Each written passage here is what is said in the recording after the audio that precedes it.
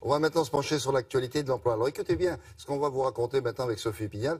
Pour financer leur croissance et leur développement, les entreprises ont souvent besoin de financement. À qui elles s'adressent? Aux banques. Mais pas seulement. Elles peuvent s'adresser à vous. Vous devenez en quelque sorte leur banque. Alors il y a des plateformes de prêts qui existent sur Internet. Et puis ça c'est de plus en plus développé. Du coup Sophie Pignal s'est dit il faut que j'explique ça à la télé. Là voilà. Une plateforme de prêt participatif, c'est un site internet qui permet de mettre en relation des entrepreneurs qui souhaitent emprunter de l'argent pour mener à bien un projet et des particuliers qui, eux, souhaitent leur prêter de l'argent pour faire fructifier leur épargne et savoir à quoi sert leur argent.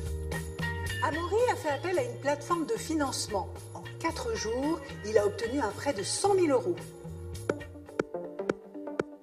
Je dirige une société de maquillage permanent qui fait de la formation professionnelle, qui distribue des produits pour exercer le maquillage permanent et des studios qui sont réservés à des clientes. J'ai emprunté la somme de 100 000 € l'année dernière pour financer un stand qu'on organise au Congrès des Nouvelles Esthétiques. Les entreprises qui viennent sur la plateforme, c'est d'abord des petites entreprises. L'intérêt pour elles, c'est que c'est extrêmement rapide. Elles n'ont pas besoin de donner de garantie pour emprunter et elles empruntent auprès du grand public. Mais qui sont ces Français qui prennent le risque de prêter de l'argent à des entreprises qu'ils ne connaissent pas? Nous avons rencontré l'un d'entre eux.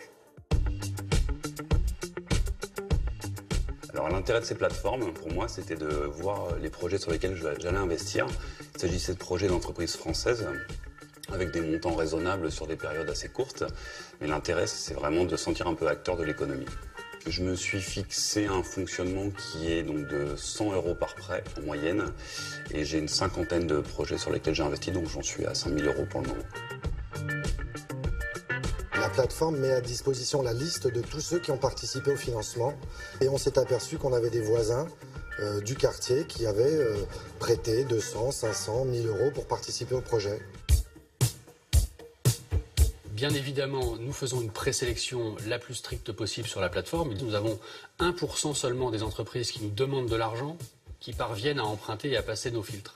Parce qu'évidemment, nous avons beaucoup de demandes farfelues, mais aussi parce que nous sommes très rigoureux dans la sélection. Ce qui ne veut pas dire qu'il n'y a pas de possibilité de perdre de l'argent. Comme dans toute vie économique, une entreprise peut connaître des difficultés et avoir donc des difficultés à rembourser. C'est beaucoup plus rentable qu'un placement classique dans une banque, que ce soit un livret A ou un LDD. Moi, j'ai un taux de rentabilité de 6%. La clé pour limiter son risque, c'est de diversifier et de bien équilibrer son portefeuille. Il faut vraiment viser de ne pas mettre tous ses œufs dans le même panier. Prêter son argent à des PME françaises, c'est un moyen d'agir sur l'économie. Et ça peut être rentable dans cette période où les produits d'épargne classiques ont de faibles rendements.